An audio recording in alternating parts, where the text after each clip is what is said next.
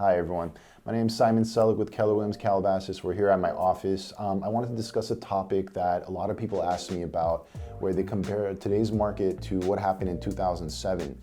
The 2007 housing bubble was very unique, where you saw certain things that generally are not supposed to work that way, where you have inventory going up and prices going up at the same time. That's generally not how economy is supposed to work. There are a few key differences that I pay attention to, and I'd like to talk about that today.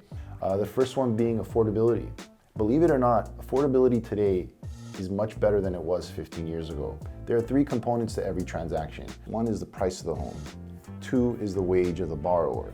And three is the interest rate. Interest rates right now are half of what they were back then. People were getting approved for loans around 6%. Now they're hovering around 3%. Next, you have the price of the home. Yes, it did go up, but obviously wages are much higher than they were 15 years ago.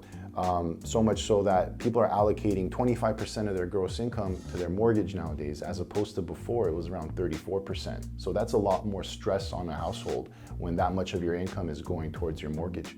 That also leads me to the stricter mortgage guidelines. Consumers today, home buyers, are a lot more qualified than they were 15 years ago to buy a home.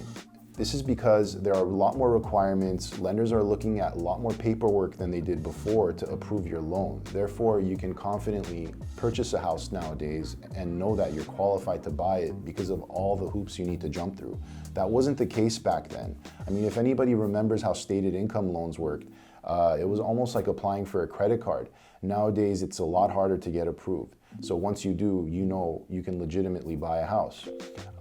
And all those bad predatory loans that people were approved for back in the day, it leads to my next point, which is foreclosures. Now, the foreclosure market in 2009, when it was its peak, was in the hundreds of thousands. Nowadays, that number is less than 40,000. So that's a big, big difference. People were using their homes like an ATM machine back in the day and cashing out their equity. And as soon as the prices dropped, they were walking away from their homes because they didn't know what else to do. And that caused a surplus of inventory.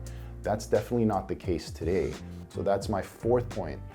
With inventory being so low today, it's very hard to see how prices can go down. A healthy market requires a 6-month inventory. That's way more balanced, where buyers and sellers can normally operate. Now you have an inventory of less than 2 months. So that means with all the active homes and all the buyers chasing them, it would take less than 2 months to clear out that entire inventory. When the housing bubble burst, inventory was at levels between 7 to 10 months, which is extremely high.